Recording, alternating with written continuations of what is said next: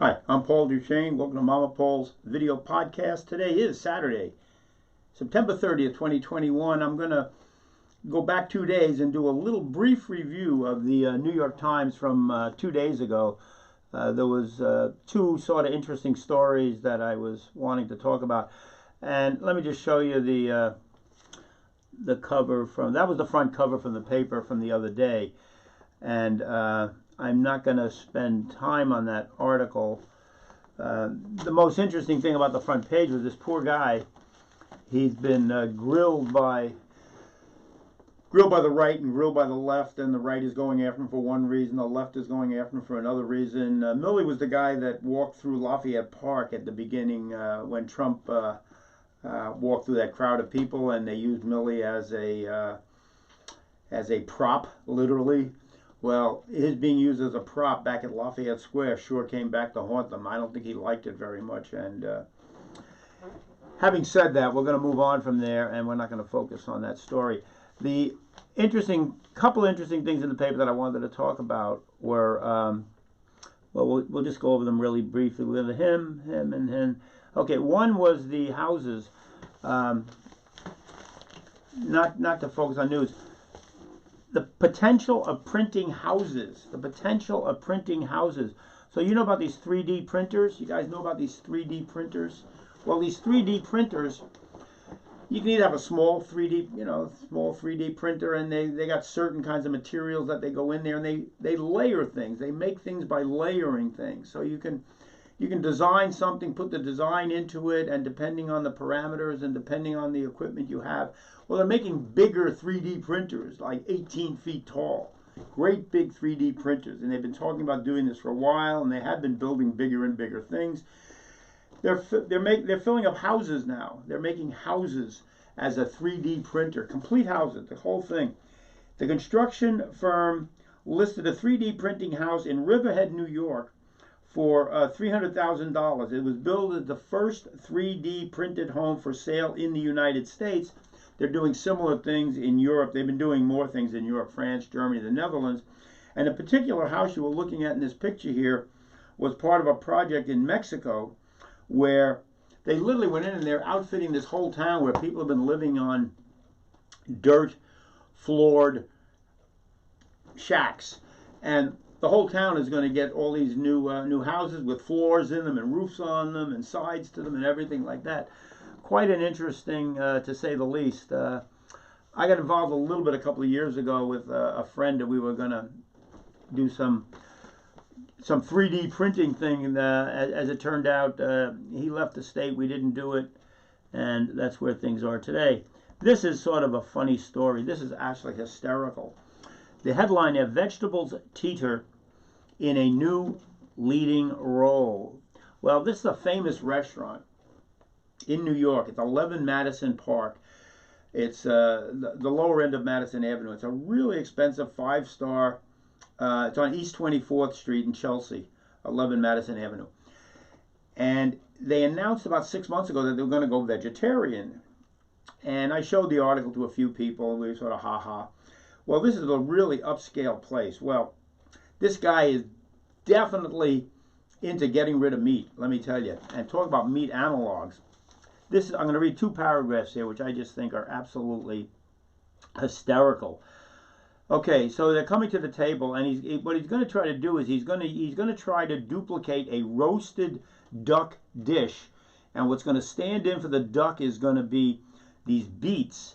And they've roasted them, dehydrated them, wrapped them in greens, and stuffed them into a clay pot as if they were being sent to the underworld with a pharaoh. The pot is wheeled to your table, where the server smashes the clay pot with a ball-peen hammer. The beet is cleaned of any pottery shreds and transferred to a plate with a red wine and beet juice reduction that is oddly pungent in a way that may remind you of Worcestershire sauce. Well, they used to do a similar thing at another restaurant in New York in Grand Central, roasting it inside a crushed salt and a vegetable dish. The beet tasted like a beet, but more so, the one at 11 Madison tasted like lemon pledge and smells like a burning joint. So, so they got all these fancy people with all these expensive, ridiculous things here. I read this whole article. It was absolutely hysterical reading it one from another. But the reviewer in the food section was not happy. Priya Krishna. I thought this was absolutely hysterical. Pete Wells. Pete Wells is the guy that wrote the article. 11 Mattis's new menu forces plants to stand in uneasily from meat and fish. Plants standing in. So he's trying to make this duck dish using beets, and I guess according to this reviewer, he did not succeed. Okay, one more we're going to do, and this one is the obituaries is a big thing I read all the time also, and this guy Charles W. Mills, I've never heard of him, a philosopher of race and liberalism, is dead. Okay, Charles Mills.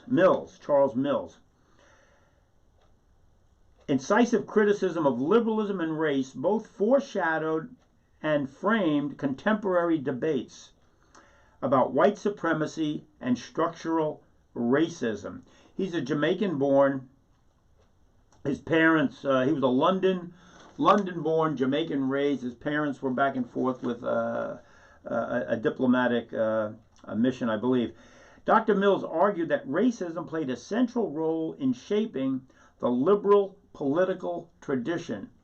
So we were talking about neoliberalism previously, and I talked about how liberalism in general was your outgrowth of your 17th century philosophies. So liberal, everything from the 1700s on is liberalism. Prior to that, the conservatives were the monarchists.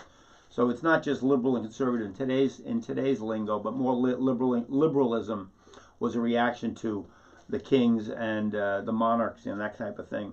So that's where. So Dr. Mills argued that racism played a central role in shaping the liberal political tradition, a system that was supposedly valued individual rights and yet for too long excluded women, the working class, and people of color.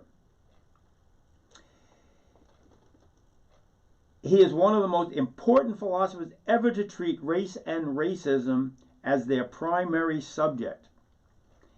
In it, he argues that white supremacy, far from being a bug in the Western political tradition, was one of its features, and that racism represented a political system every bit as coherent and intentional as liberal democracy. He's basically arguing that the racism was built into the system from the very beginning. And in what I've been reading, I can't argue with that at all.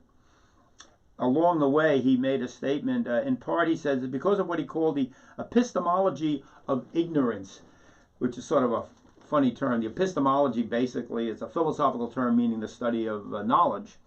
So the epistemology, the knowledge of ignorance, or the aversion of white people to the racism inherent in their own privilege. That the white people don't really get what's going on.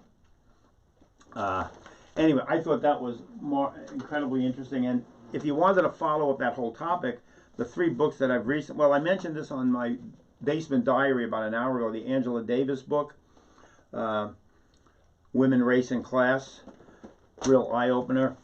The other 2 books, I've shown you this one before, Capitalism and Slavery by Eric Williams, and this was written the year I was born, and an amazing eye-opening book by another, I believe he's from Jamaica, this one, and the real clincher is Empire of Cotton.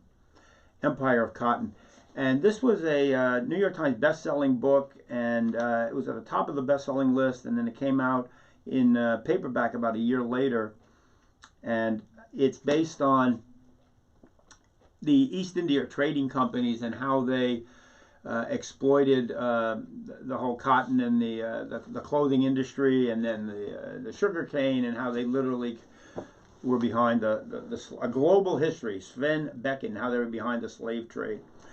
So I did a 9-minute piece today. I'm trying to keep these under 10. I'm trying to make a shorter pieces that we're going to do about smaller news topics to see if it works. All right, peace, patience, persistence. and we're going to try to do another story before the day's over. Thanks for joining.